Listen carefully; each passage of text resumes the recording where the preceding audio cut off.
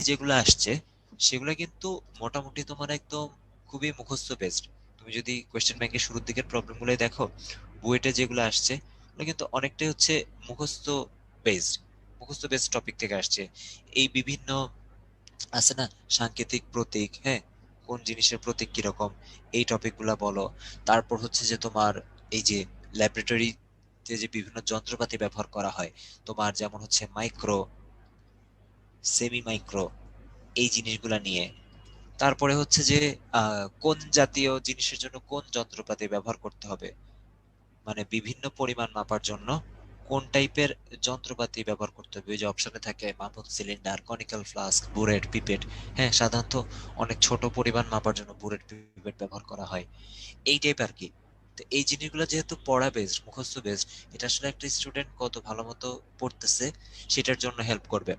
তো এটা আমি বলতে পারি যে তোমরা অবশ্যই যে এই চ্যাপ্টারটা ল্যাবরেটরি নিরাপদ ব্যবহার, এটা থেকে যদি ভালো মতো তোমার পারা লাগে, তোমার মূল বইয়ের উপর বিকল্প নাই।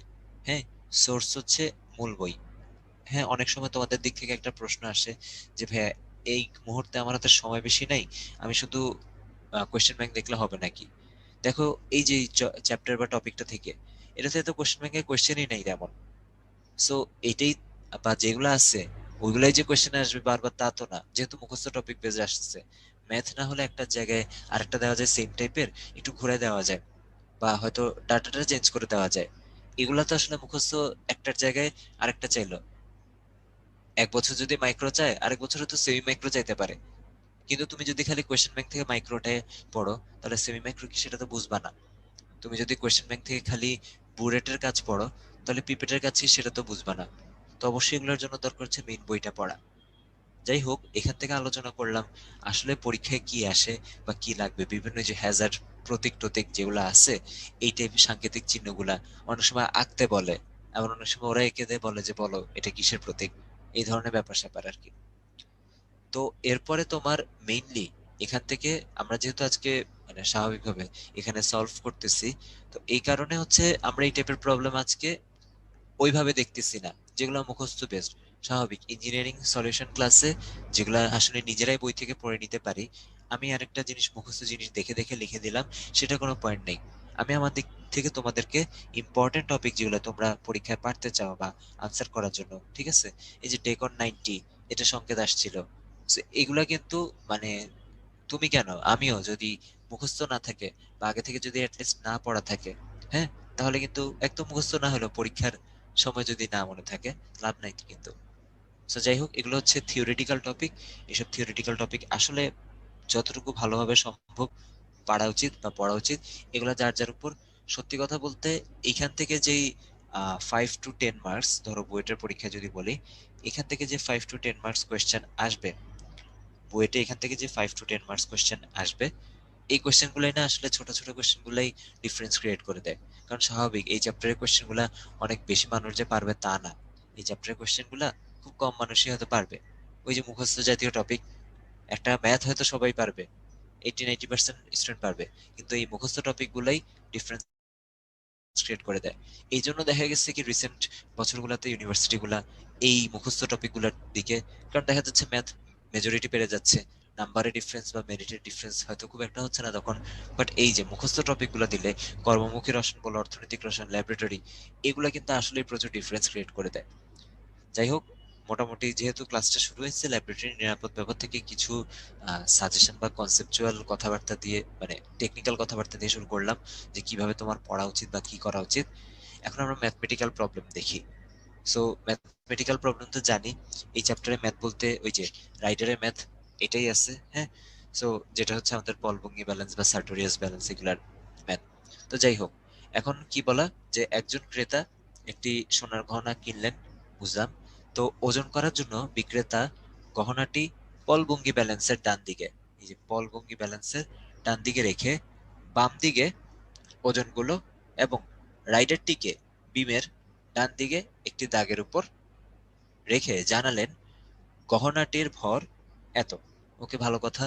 পলভঙ্গি ব্যালেন্সের বাম দিকে রাখা ওজনগুলা হলো তাহলে আমাদের মেইন ইম্পর্টেন্ট ডাটা আমরা পড়া শুরু করব। যেটা করবা, তোমরা পেন্সিল দিয়ে বা কলম দিয়ে ডাটা, এখানে তো বাংলায় অনেক কথাবার্তা লেখা, সব কথা যে আমার লাগবে না তা না, অবশ্যই অনেক সময় ডান বামের ব্যাপার থাকে, মাঝে আছে নাকি কোন দিকে আছে, এইসব ব্যাপার স্যাপার থাকে। সো ওগুলা পড়বো, বাংলা কথা বাদ দিব না, কিন্তু ম্যাথ করার জন্য যে ডাটা লাগবে ওগুলাকে আইডেন্টিফাই করে রাখা। যেমন অবশ্যই ওজন গুলা লাগবে, এই যে 2 গ্রাম একটি, 1 গ্রাম একটি, 500 মিলিগ্রাম একটি, 100 মিলিগ্রাম একটি, যাক সবগুলা একটা একটাই বলছে।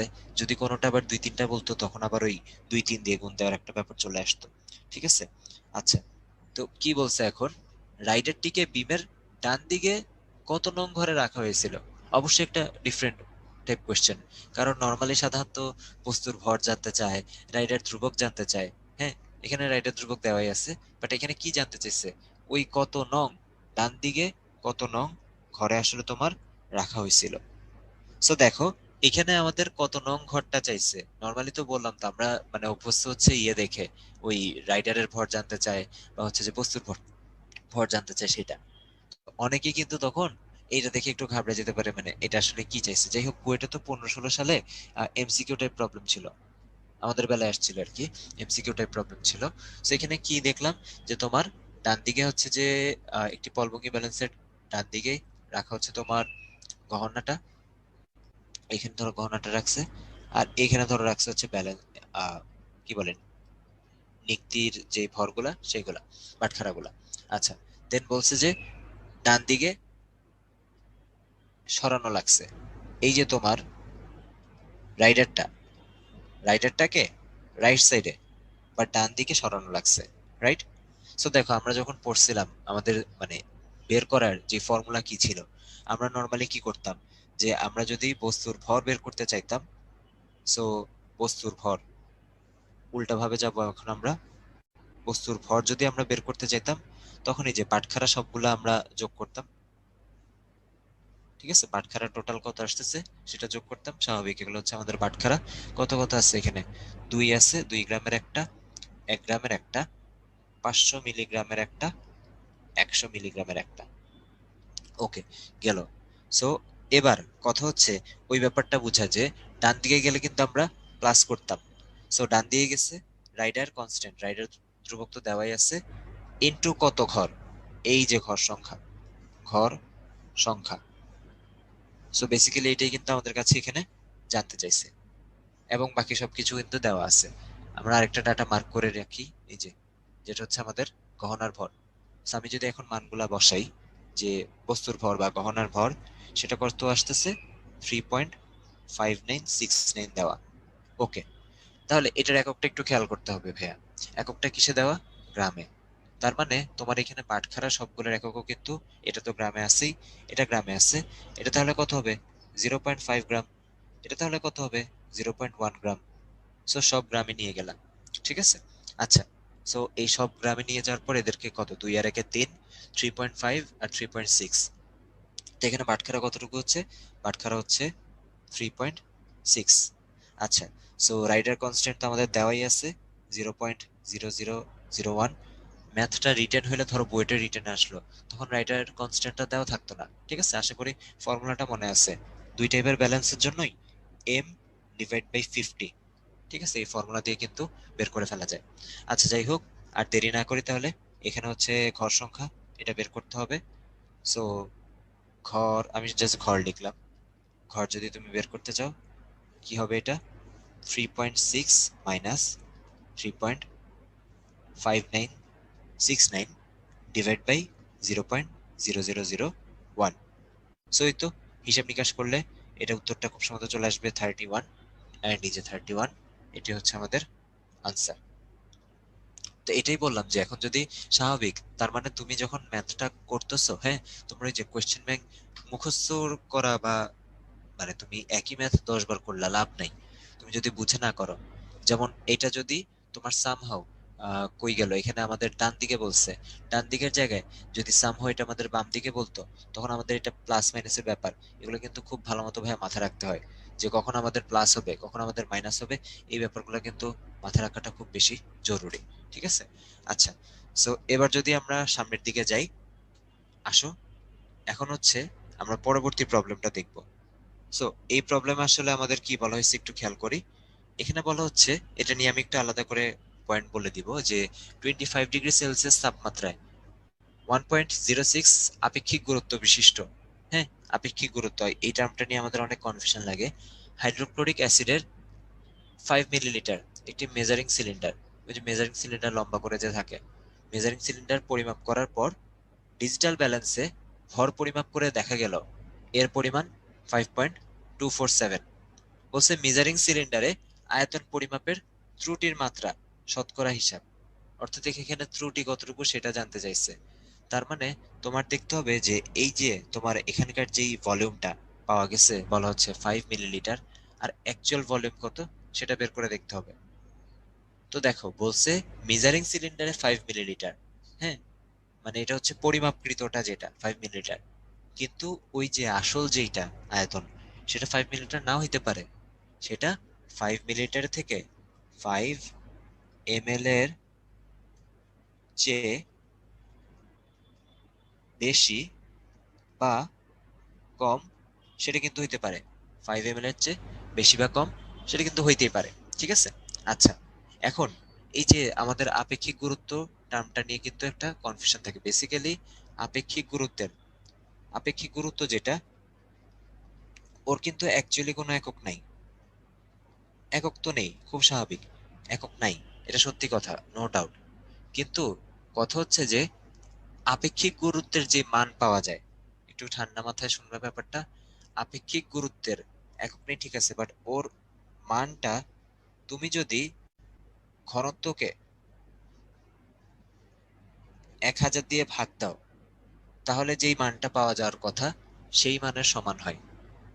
আবার ঘনত্বকে 1000 দিয়ে ভাগ দেওয়া মানে ঘনত্বের এককটা তখন গ্রাম পার মিলিলিটার হয়। গ্রাম পার মিলিলিটার হইতে পারে, গ্রাম পার সেন্টিমিটার কিউব হইতে পারে, যেভাবে বলি না কেন, গ্রাম পার মিলিলিটার কিউব হইতে পারে, গ্রাম পার সেন্টিমিটার কিউব হইতে পারে। সো যাই হোক, এখানে যে ব্যাপারটা হচ্ছে যে তোমার আলটিমেটলি মান কিন্তু সেম, অর্থাৎ ঘনত্বের নর্মাল একক কি? ঘনত্বের নর্মাল একক হচ্ছে, আমি কথাটা আবারও বলতেছি, কেজি পার মিটার কিউব। তো এই কেজি পার মিটার কিউবকে তুমি যদি উপরে নিচে গুণ ভাগ দিয়ে গ্রাম পার মিলিলিটারে নিতা, আমি বলতেছি তখন যে মানটা আসতো আর আপেক্ষিক গুরুত্বের যে মান, এই দুইটা মান সমান হয়। বেসিক্যালি ওর তো আসলে কোনো একক নাই, কারণ আপেক্ষিক গুরুত্ব দুইটা ঘনত্বের অনুপাত। নিচে হচ্ছে পানির ঘনত্ব, উপরে হচ্ছে যার ঘনত্ব, যার আপেক্ষিক গুরুত্ব বের করতেছো তারটা। বাট ওই যে যেটা বললাম, যে তুমি যদি কেজি পার মিটার কিউব থেকে গ্রাম পার মিলিলিটার এই এককটা যদি তুমি কনভার্ট করো, এটা থেকে যদি এটাতে আনো, যেমন কেজি থেকে গ্রামে আসার জন্য 1000 দিয়ে ভাগ, তাই না, এটা 10⁶ দিয়ে ইয়ে, হ্যাঁ। সো এই যে যদি তুমি আসো এইভাবে, তখন দেখবা কি তোমার মানটা যেটা আসতেছে সেটা সেম হচ্ছে। তাহলে আমরা টেকনিক্যালি এই টাইপের ম্যাথ করার সময় লিখবো না, আমরা ওটা লেখা দরকার নাই, বাট ধরে নিই যে আচ্ছা ঠিক আছে, এটা আসলে আপেক্ষিক গুরুত্বটা বেসিক্যালি একটা ঘনত্ব রো বা ডি, ডি বলতে পারি, ডি দেওয়া আছে, এবং এটার মান হচ্ছে 1.06, আর এককটা গ্রাম পার মিলিলিটার ধরি, গ্রাম পার মিলিলিটার ধরি। বললাম তো একক নাই, কিন্তু এটা মিলে যায় হচ্ছে এই এককের মানটার সাথে। গ্রাম পার মিলিলিটার যদি কনভার্ট করতা, তাহলে যেই মান পাইতা সেটার সাথে আপেক্ষিক গুরুত্বের এটা মিলে যায়। আচ্ছা, ভালো কথা গেল। কি দেওয়া আছে এর, এই যে প্রকৃত ভর যেটা, রিয়েল ভর যেটা, এটা হচ্ছে প্রকৃত আসল ভর। এটা তো তুমি মেপে পাইছো, তোমারটা ভুল কম বেশি হইতেই পারে। আর প্রকৃত ভর হচ্ছে এটা, তাই তো? তাহলে প্রকৃত আয়তন কত হবে? অবশ্যই আমরা কি জানি, ডি ইকুয়ালস টু একক আয়তনের ভর, অর্থাৎ ডাব্লিউ ডিভাইড বাই হচ্ছে ভি। সো আমি যদি এখানে ভি বের করতে চাই, সেটা চলে আসবে হচ্ছে ডি ইন্টু ডাব্লিউ। ওকে, সো ডি ইন্টু ডাব্লিউ এখানে আসলে কত আসতেছে সেটা, এটা হচ্ছে আমাদের কি কি আছে, ডি তো দেওয়া আছে 1.06। এখানে এককের ব্যাপারটা খেয়াল করো, আমি আবার এটা আলাদা কালি দিয়ে লিখতেছি যদি একক এটা হইতো। কেন এটা আমাদের আসলে, মানে এটা আমাদের যখন ম্যাথ করতেছি তখন এটা আসলে কেন আমাদের প্রবলেম করতেছে না, ঠিক আছে। আচ্ছা, এটা তো ডি ডিভাইড বাই হবে ডাব্লিউ ডিভাইড বাই ডি, মানে ডাব্লিউটা ডাব্লিউর জায়গায় আসছে, আমরা ভিটাকে ওই পাশে নিয়ে গেছি। ওকে, সো যেটা বলতেছিলাম এককের ব্যাপারটা, ডাব্লিউ কত 5.247, ঠিক আছে। আর নিচে আমি কি দিতেছি 1.06 গ্রাম পার মিলিলিটার, সেটা গ্রাম পার মিলিলিটার, আর উপরেরটা গ্রাম। খুব স্বাভাবিক, যখন সবকিছু এরকম কাটাকাটি চলে যাবে তুমি আনসারটা পেয়ে যাবে মিলিলিটারে, এবং আনসারটা এখানে আসবে 4.95 মিলিলিটার আসলো। So, এখন হচ্ছে যে তোমার আসলে এরর বের করার, হ্যাঁ, যে কোনো এরর বা ভেজাল আমরা কিন্তু এইভাবে বের করি। এরর ভেজাল এগুলো কিন্তু একই টাইপ জিনিস। সো কারো যদি কনসেপ্ট জানা থাকে যে এখানে হচ্ছে যে শতকরা ত্রুটি, শতকরা ত্রুটি মানে পার্সেন্টেজ অফ এরর, ঠিক আছে, সেটা কত হবে? সেটা হবে হচ্ছে 5। বড়টা থেকে ছোটটাই বাদ দিবা, খুব স্বাভাবিক। তোমার যদি এটা বড় আসতো তখন তুমি স্বাভাবিক তুমি তো মাইনাস আনসার আনবা না, তাই না? তোমার যদি উল্টাটা বড় আসতো আসতেই পারতো, উল্টাটা বড় আসতেই পারতো প্রকৃতটা, কিন্তু বড়টা থেকে ছোটটা বাদ দিব। আর নিচে কি দিয়ে ভাগ দিবা, এটা অনেকে কনফিউজ হয়। নিচে হচ্ছে প্রকৃতটা দিয়ে কিন্তু ভাগ দেওয়া লাগে, প্রকৃতটা যা আসলে কত হওয়ার কথা ছিল, দেন হচ্ছে যে 100 দিয়ে গুণ, যেহেতু তুমি শতকরা পরিমাণটা বের করতেছো। সো এটার আনসার চলে আসবে হচ্ছে তোমার কত, 1.01, 1.01, এটা হচ্ছে আনসার। আবার একই কথা, এটা এমসিকিউতে আসছিল। আচ্ছা, আগের প্রবলেমটার ক্ষেত্রে একটা স্পেশাল, একটা বিশেষ কথা বলে রাখি, যে টেকনিক্যালি ধরো কোয়েটে এটা এমসিকিউতে আসছিল, হ্যাঁ, এটা হয়তো তোমার মানে ইয়ের ক্ষেত্রে যখন আমি ম্যাথ করতেছি, ম্যাথ করার ক্ষেত্রে এখানে প্লাস মাইনাসের ব্যাপারটা, যেটা প্লাস মাইনাস কিন্তু সেই ক্ষেত্রে টেকনিক্যালি তোমার কাজে দিচ্ছে না। কারণ এমসিকিউতে যখন যদি এটা আসে তখন তো ওই যে কত ঘর ডানে বা বামে সরাইতে হবে, এই ব্যাপারটা কিন্তু তখন আমার ম্যাটার করতেছে না। কারণ আমার তো এই যে 31 যে আনসারটা, 31 ঘরে ডানে সরাইতে হবে বা বামে সরাইতে হবে, এটা তো মাইনাস আসলে কোনো লাভ নেই যে -31 ঘরে সরাইতে হবে, ঠিক আছে। আমি যদি এখানে রাইডারকে যদি দূরে নিয়ে যাই বাটখারা থেকে, তখন মাইনাস দিতে হবে। আর রাইডারকে যদি বাটখারার কাছে নিয়ে যাই তখন প্লাস দিতে হবে। আইডিয়াটা হচ্ছে এটা। So, এইখানকার প্লাস মাইনাস আসলে আমি যদিও ব্যাপারটা বলে দিচ্ছি যে কি করতে হবে, বাট কথা হচ্ছে এইখানকার প্লাস মাইনাস টেকনিক্যালি কিন্তু আমার এমসিকিউ প্রবলেমে কাজে আসতেছে না। বা তুমি যদি রিটেনও করো, ঠিক আছে, সাপোজ আমি এই সূত্রটা ভুল লিখছি, হ্যাঁ, এখানে প্লাস মাইনাস, সেটা যদি তুমি উল্টাও লেখো তখন হয়তো তোমার সেখানে 1-2 মার্কস কাটা যাবে। বাট খেয়াল করছো এই 31 আসার পিছনে, এই আনসার আসার পিছনে কিন্তু কোনো ভুল হচ্ছে না, এই আনসার কিন্তু 31-এ আসতেছে, এরকম আর কি। আর বাকিটা ওই যে কখন কোনটা প্লাস কোনটা মাইনাস, সেটা হয়তো তুমি যদি, বললাম না, দেখো আনসারের উপর ডিপেন্ড করে কি আনসার বের করতেছো। যদি আমরা বস্তুর ভর বের করতে যাইতাম, অবশ্যই আমার প্লাস মাইনাস উল্টা ধরার সাথে আমার বস্তুর ভর আলাদা আসবে। কিন্তু কত ঘর ডানে বা বামে সরাইতে হবে সেটার হয়তো চিহ্ন এদিক সেদিক হইতে পারে, কিন্তু আনসারে কিন্তু তোমার 31, তুমি 31-এ লিখবা যে তুমি কয় কদম হাঁটবা, হ্যাঁ, বা কয় ঘন্টা ঘুমাবা, এই ব্যাপারগুলো নিশ্চয়ই প্লাস মাইনাস হয় না, এই জন্য আর কি। আচ্ছা, তো এবার হচ্ছে আমরা গুণগত রসায়ন দেখব। গুণগত রসায়ন থেকে আসলে যেটা তোমার মেইনলি সব টপিককে, এটার যদি আমরা দেখি পার্ট আছে দুইটা। একটা পার্ট হচ্ছে তোমার কোনটা, যেটা হচ্ছে তোমার এই যে পরমাণুর model related, atomic model related পার্টগুলা আমরা পড়াইছিলাম হচ্ছে এরকম এইভাবেই ভাগ করে দুইটা লেকচারে। আরেকটা পার্ট হচ্ছে তোমার solution related, question bank solution না, দ্রবণের সলিউশন, যেটা দ্রবণ সলিউশন রিলেটেড, ঠিক আছে। তো যাই হোক, যেমন এখানে যদি তুমি খেয়াল করো যে অ্যাটমিক মডেল থেকে আসলে কোশ্চেন আসার ক্ষেত্রে যেমন রিডবার্গ ধ্রুবক, ঠিক আছে, আর এইচ রিলেটেড ম্যাথ বলো, ল্যামডা রিলেটেড ম্যাথ বলো, অ্যাটমের ওই যে ইলেকট্রনের এনার্জি বলো, তারপর রেডিয়াস বলো, এগুলো থেকে আসলে একটু কম কোশ্চেন আসে। তা আমরা ক্লাসে তো দেখাইছি, এগুলো অবশ্যই ভালো করে পড়বা। কোশ্চেন বেশি আসে আসলে এই ফর্মুলা বা এই ম্যাথ থেকে। যেমন আছে না এখানে কিছু যে থিওরিটিক্যাল টপিক আছে, হাইজেনবার্গের নীতি বলো বা শ্রোডিঙ্গারের তরঙ্গ সমীকরণ, এগুলো থেকে 1-2 বার কোশ্চেন আসছে, একদম যে আসে না তা না। তো ওই তো, কেউ যদি খালি কোশ্চেন ব্যাংক করে যায় সে তো ওই প্রবলেমটা জানলো, কিন্তু ওইটাই যে আসবে বা একটা আছে না, ওই গ্যারান্টিটা আসলে দেওয়া যায় না। যাই হোক, সো যেমন এখান থেকে তোমার রেডিও অ্যাক্টিভিটির ম্যাথগুলা,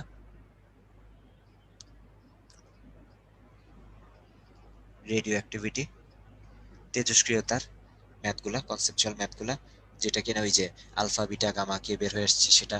আচ্ছা, খুবই ইম্পর্টেন্ট জিনিস যেটা, ওটা তো বলি নেই সবার আগে, যেটা বলা উচিত ছিল, কোয়ান্টাম নাম্বার। স্পেশালি তোমাদের যদি কোনো এমসিকিউ পরীক্ষা হয়, ধরো আমি যদি ধরে নিই যে সামনে আইআইটির পরীক্ষা আছে, বা ওই যে গুচ্ছ পরীক্ষাটা যদি এমসিকিউ টাইপ কিছু হয়, হ্যাঁ দুইটাই থাকতে পারে, এমসিকিউ রিটেন একসাথে থাকতে পারে, যাই হোক সেটা দেখা যাবে। এই টাইপ কিছু যদি থাকে, এই জন্য কোয়ান্টাম নাম্বার গুলা লাইক এমসিকিউ প্রবলেমের জন্য বেশি সুইটেবল। কোয়ান্টাম নাম্বার বলো, রেডিও অ্যাক্টিভিটি বলো, সত্যি কথা বলতে এগুলো এখন পর্যন্ত রিটেনে যতবার আসছে, এমসিকিউতে এর থেকে অনেক অনেক বেশি বার আসছে। আর হ্যাঁ, রিডবার্গ ধ্রুবক, তারপর তরঙ্গ সংখ্যা রিলেটেড, এগুলো আবার রিটেনের জন্য। তারপরে এই যে দ্রাব্যতা থেকে ইউজুয়ালি দ্রাব্যতা বলো আর দ্রাবক নিষ্কাশন, ইউজুয়ালি এখানে টপিক হচ্ছে এইগুলা, দ্রাব্যতা আর দ্রাবক নিষ্কাশন। আর ওই যে দেখা যাচ্ছে কি রিসেন্ট ইয়ার্সে, নিশ্চয়ই তুমি দেখছো যে রিসেন্ট ইয়ার্সে দ্রাবক নিষ্কাশনটাকে অনেক বেশি প্রায়োরিটি দেওয়া হয়েছে, যেখানে গত বাকি 10 বছর মানে বিগত 3-4 বছরের আগের যেই 10 বছর, ওই 10 বছরে হয়তো দেখা গেল একটাও কোয়েশ্চেন আসেনি, কিন্তু বিগত 3-4 বছরেই হয়তো 4-5 বার চলে আসছে, কুয়েটে আসছে। কোথায় বেশি বেশি আসছে, এই যে এবার যেহেতু গুচ্ছ পরীক্ষা হচ্ছে বাকি তিনটায় মোটামুটি শিওর, কুয়েট রুয়েট চুয়েট, সো তাও একটা আইডিয়া, যেমন কুয়েট রুয়েট চুয়েট, কুয়েট স্পেশালি কুয়েট, আর হচ্ছে তোমার সাস্ট, ওরা কিন্তু দ্রাবক নিষ্কাশন থেকে প্রশ্ন করতেছে বেশি, মানে বিগত কয়েক বছর ধরে। সো অনেক সময় ওই যে তোমাদের যেমন কিছু দেওয়া হয়েছে, কি বলে এটাকে, university wise, university wise question bank যেগুলা, বা ইয়ার ওয়াইজ বলি, university or year wise, chapter wise না, ইউনিভার্সিটি অর ইয়ার ওয়াইজ কিউবি যেগুলো দেওয়া হয়েছে, ওগুলা সলভ কর, ওইগুলা হেল্প করবে তোমাকে কোয়েশ্চেন প্যাটার্ন বোঝার জন্য। কিসের কোয়েশ্চেন প্যাটার্ন? ওই যে পার্টিকুলার ইউনিভার্সিটিটার বিগত কয়েক বছরের ধরে আসলে ওরা কোন টপিকগুলোকে প্রায়োরিটি দিতেছে। যেমন ওই যে বলা যায় যে রুয়েট হয়তো ল্যাবরেটরির নিরাপদ ব্যবহারের থেকে একটা ম্যাথ না দিয়ে ওরা হয়তো প্রেফার করবে একটু মুখস্থ টাইপ দেওয়া। কিভাবে বললাম, বিগত 2-3 বছর ধরে অর্থনৈতিক রসায়ন, কর্মমুখী রসায়ন, বা অন্যান্য ইভেন যেসব চ্যাপ্টার ম্যাথ আছে, ওখান থেকেও দেখা যাচ্ছে মুখস্থ বেসড টপিক দিচ্ছে। সেটা আসলে প্রায়োরিটির উপর ডিপেন্ড করে, স্টাইলের উপর ডিপেন্ড করে যে কার কোশ্চেন করার স্টাইল কিরকম। তো তুমি যদি এই স্টাইলটা বুঝতে পারো, তখন ওই যে ওই পার্টিকুলার ইউনিভার্সিটি, ধরে নিলাম কোনো কারণে যদি এবার আলাদাও পরীক্ষা হয়, তখন তোমার কুয়েটার সাস্টে যদি পরীক্ষা থাকে, অবশ্যই যে প্রবলেমটা বিগত কয়েক বছর ধরে আসতেছে দ্রাবক নিষ্কাশন থেকে, হ্যাঁ এই জাতীয় প্রবলেমগুলো তুমি বাদ দিবা না, এটা এভাবে দেখে যাবা। তো এভাবে মানে লাস্ট মোমেন্টের প্রস্তুতিগুলা প্রায়োরিটি দিয়ে পড়তে হয়। যে যেমন ধরো তোমরা আজকের পর, এখন ক্লাস করার পর টাইম পাবো হচ্ছে আবার কখন, পাবো হচ্ছে আগামীকালকে আর পরের দিন পরীক্ষা, তাই তো? তো এর মাঝখানে তুমি হয়তো প্রত্যেকটা পেজ, প্রত্যেকটা ম্যাচ সব দেখতে পারতেছো না, ওই তো তখন প্রায়োরিটি দিতে হবে যে এখন কি দরকার আর কি দরকার নেই, এই জিনিসটা বুঝতে হবে। যাই হোক, আমরা সামনের দিকে যাই। গুণগত রসায়ন থেকে তো বললামই অ্যাকচুয়ালি তোমার কোন কোন জিনিসগুলো থেকে বেশি প্রশ্ন আসার সম্ভাবনা বেশি। জাস্ট এটা কোনো সাজেশন না, কোশ্চেন মানে আসার সম্ভাবনা বেশি এটা না বলে আমি বলি যে বেশি আসছে কোন কোন টপিক থেকে। সো তাহলে ব্যাপারটা অ্যাপ্রোপ্রিয়েট হবে, কারণ প্রশ্ন আসার সময়, করে দেওয়ার সময় যে কোনো জায়গা থেকে করতে পারে, আমরা জাস্ট আইডিয়া দিতে পারি যে আচ্ছা এই টপিকগুলো থেকে বেশি আসছে, তাহলে এটা আমি কেন পড়বো না। যাই হোক, এটা খুব সহজ একটা প্রশ্ন, আমরা খুব সম্ভবত এটা ক্লাসেও করাইছিলাম, যে তোমরা এখানে যে যে ব্যাচেরই হয়ে থাকো না কেন, n = 3। আচ্ছা, আরেকটা কথা যেটা, আমি যতটুকু সম্ভব আমার যতটুকু মনে পড়বে, আমি হচ্ছে কোনগুলা ক্লাসে হয়তো আমরা দেখাইছি সেগুলো আমরা রিলেট করে দিব। খুব স্বাভাবিক, আমরা তো ক্লাসে কনসেপ্ট বুকের প্রবলেম দেখাইতাম, বা নিজেদের এক্সট্রা কিছু প্রবলেম দেখাইতাম, কোয়েশ্চেন ব্যাংকের প্রবলেম দেখাইতাম, তাই না? সবই তো দেখাইতাম। তো আবার এটা হচ্ছে কোয়েশ্চেন ব্যাংকের উপর সলিউশন ক্লাস। তো যেগুলো ইম্পর্টেন্ট প্রবলেম, কয়েকটা কমন পড়বেই, খুব স্বাভাবিক এটা। এন্ড কমন পড়া মানে অবশ্যই সেটা ইম্পর্টেন্ট, এই কারণেই তোমাকে হয়তো একবারের জায়গায় দুইবার দেখানো হচ্ছে। So, এখানে একটা ব্যাপার একটু বুঝতে হবে যে আমি যেমন এই প্রবলেমগুলো কিছু কিছু বলে দিব, যেগুলো বললাম তা আমার নিজের আসলে মনে আছে, বা আমি রিলেট করতে পারবো, হ্যাঁ এটা তো আমরা দেখাইছি। তুমি দেখবা কি তুমি একটু রিলেট করতে পারতেছো নাকি, যে হ্যাঁ আসলে এই ক্লাসে এই প্রবলেম দেখানো হয়েছে বা এই টাইপ দেখানো হয়েছে, রিলেট করতে পারতেছো নাকি। সেটা অনেকটা তোমাকে আইডিয়া দিবে যে কেমিস্ট্রি কোন টপিকের, মানে কোন চ্যাপ্টারে কোন টপিক তোমার কেমন মনে আছে, কম বেশি মনে থাকার ব্যাপারটা, সেটা তোমাকে একটু বেটার আইডিয়া দিবে। ওকে, আচ্ছা, সো আসো দেখি যে প্রধান কোয়ান্টাম সংখ্যা n = 3। সো n = যদি 3 হয়, আমাদের এল এর মানটা কি হয়? এল এর মান হয় হচ্ছে 0 থেকে n-1 পর্যন্ত, 0 থেকে n-1 পর্যন্ত। আবার ওই যে ওই ব্যাপারগুলা, যেমন 0, 1, 2, 3, নর্মালি আমাদের এই চারটা নিয়ে কাজ করলেই হয়, এর বেশি লাগে না। এগুলা কি এস, পি, ডি, এফ, এই চারটা বুঝায় কিন্তু, তাই না? সো এখানে এন এর মান 3 মানে এল এর সম্ভাব্য মান কি কি থাকতেছে? 0 থাকতেছে, 1 থাকতেছে, আর 2 থাকতেছে, এই তিনটা থাকতেছে, তাই তো? তাহলে এখন এম এর মান, এম এর মান আবার কিভাবে হয়? আমরা যদি আরেকটা স্টেপে যাই সামনে, এম এর মান হয় হচ্ছে 0 সহ, 0 সহ প্লাস মাইনাস এল, তাই না? সো এই ক্ষেত্রে এম কত হবে? এম প্রথম ক্ষেত্রে 0, পরের ক্ষেত্রে যে -1, 0, 1, তারপরটা হচ্ছে -2, -1, 0, 1, 2, এটা হচ্ছে হিসাব। সো ওই তো, এখন হচ্ছে যে ওই ব্যাপারগুলা, যে তুমি চাইলে মানে বুঝতেই পারতেছো যে এটা বোঝাচ্ছে এস, এটা বোঝাচ্ছে পি, এটা বোঝাচ্ছে ডি, তাই না? তারপর এটা বোঝাচ্ছে তোমার যেহেতু একটাই আছে, তো এটা হচ্ছে 1s বোঝাচ্ছে, এটা হচ্ছে তোমার 3টা পি বোঝাচ্ছে, ঠিক আছে? পি, ওকে, এখানে 1s তো বলবো না, এখানে যেহেতু 3 নাম্বার সেলের কথা বলে দিচ্ছে, এটা আমরা 3s-ই বলবো, 3s, 3p, এরকম বোঝাচ্ছে। তো যাই হোক, এখন হচ্ছে যে অন্যান্য কোয়ান্টাম সংখ্যা সব কিন্তু তুমি মোটামুটি লিখে দিছো, এগুলা একটু সুন্দর করে ওই যে চার্ট আকারে দেখাবা আর কি, ঠিক আছে? একটু চার্ট আকারে এইভাবে দেখাবা, তাহলে জিনিসগুলো বললাম তো, বসে বসে স্কেল দিয়ে আঁকতে হবে না চার্ট, রাফলি একটু সুন্দরভাবে গুছাইলেই, যে এন হচ্ছে এটা, এল হচ্ছে এটা, এম হচ্ছে এটা, এস হচ্ছে এটা। যেমন এস তো নো ডাউট এস হয় হচ্ছে +-1/2, এস দেখা দিলাম, এটা দেখা দিলে এই যে এরকম লিখে দিই আমি একটু এইভাবে, এই যে এইভাবে লিখে দিলা, প্রেজেন্টেশনটা সুন্দর হলো, স্যার খাতা দেখে, টিচার খাতা দেখে আরাম পাবেন, একটা হয়তো ইম্প্যাক্ট ক্রিয়েট হলো যে না, মানে স্টুডেন্টটা হয়তো ভালোভাবে লিখছে। বাকি কোয়েশ্চেন গুলো, ধর এটা যদি কেমিস্ট্রির শুরুর দিকের কোন একটা কোয়েশ্চেন হয় তোমার মেইন ভর্তি পরীক্ষার, সো এভাবে একটু গুছায় লিখে দিলা আর কি। বললাম তো এখানে প্রত্যেকটা দেখো, আমি এই রো কলাম টানি নাই, প্রত্যেকটা লাইন বাই লাইন লিখে এত সময় নষ্ট করার দরকার নেই, 3 মিনিট করে টাইম পাও। সো এটা ধরো খুব আসলে এটা খুব ইজি একটা প্রবলেম, আমি জানি যে 80-90%-এর কাছে এটা মনে হবে এটা ভাইয়া দেখানোর কি দরকার ছিল, এটা তো খুব সহজ প্রবলেম। হ্যাঁ, আসলে ইজি প্রবলেম, বুয়েটের কোয়েশ্চেন হিসেবে 14-15 সালে আসছে, এটা বেশ ইজি প্রবলেম। কিন্তু ওই যে ইজি প্রবলেমটা তোমার কি করা উচিত, এই